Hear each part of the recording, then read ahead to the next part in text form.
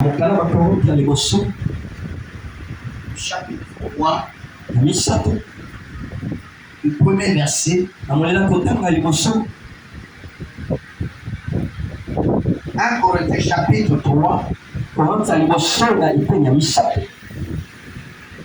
le premier verset namolela liboso jusqu'au 23e. kino na eteni ya tuku mibale na misato. L'évangéliste. Évangéliste. Dieu est à l'œuvre. Il y a un temps. Amen. De 1 jusqu'à 5. Frère Yous, tu prends 5 jusqu'à 15. Oui, je vous l'ai dit au moins si une seule. Va lire de 16 à 23, une seule, qui a une voix audible, une voix pédagogique. Amen. Je lis la parole au nom de Jésus. Ainsi qu'on nous regarde comme des serviteurs de Christ et des dispensateurs des mystères de Dieu.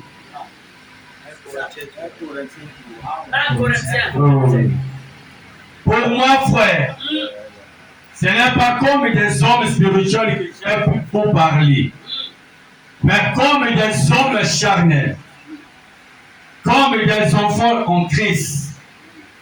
Je vous ai donné du lait, non de la nourriture, non de la nourriture solide, car vous ne pouvez pas la supporter.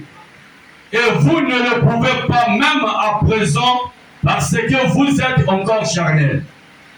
En effet, puisqu'il y a parmi vous de la jalousie et des disputes, n'êtes-vous pas charnel et ne marchez-vous pas selon l'homme?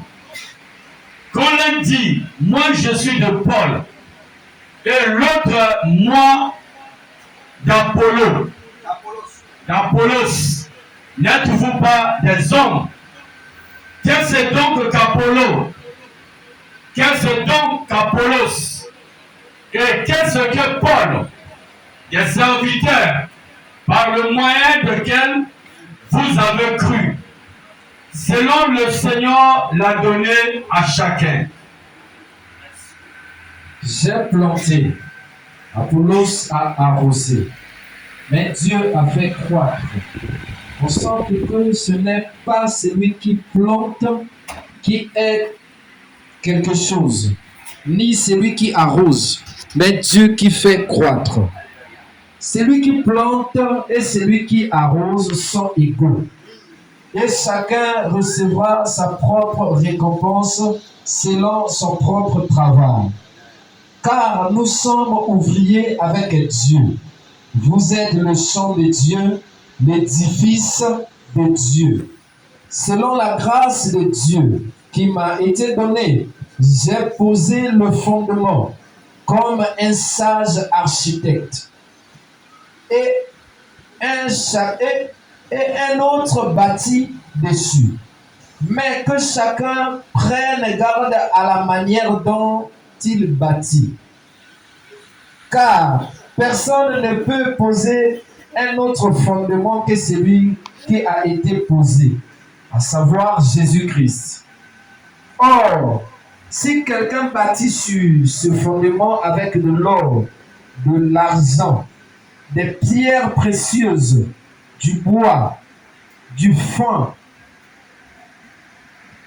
du somme, l'œuvre de chacun sera manifestée, car le jour la fera connaître, parce qu'elle se relèvera dans le feu, et le feu approuvera ce qu'est l'œuvre de chacun. Si l'œuvre bâtie par quelqu'un sur le fondement subsiste, il recevra une récompense. Si l'œuvre de quelqu'un est consumée, il perdra sa récompense.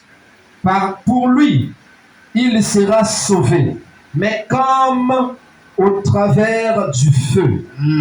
Merci. Ne savez-vous pas que vous êtes le temple de Dieu et que l'Esprit de Dieu habite en vous? Si quelqu'un détruit le temple de Dieu, Dieu le détruira. Car le temple de Dieu est saint et ce que vous êtes. Que nul ne s'abuse lui-même. Si quelqu'un parmi vous pense être sage selon ce siècle, qu'il devienne fou, afin de devenir sage. Car la sagesse de ce monde est une folie devant Dieu. Aussi est-il écrit, il prend les sages dans leur ruse. Et encore, le Seigneur connaît les pensées des sages, il sait qu'elles sont vaines. Que personne d'autre ne mette sa gloire dans des hommes, car tout est à vous.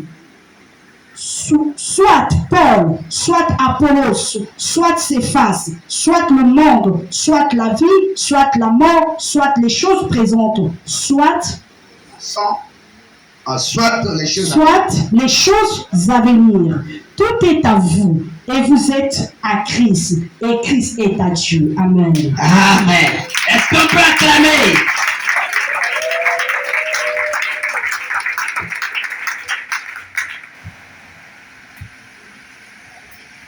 Dis au frère et à la sœur qui est à tes côtés.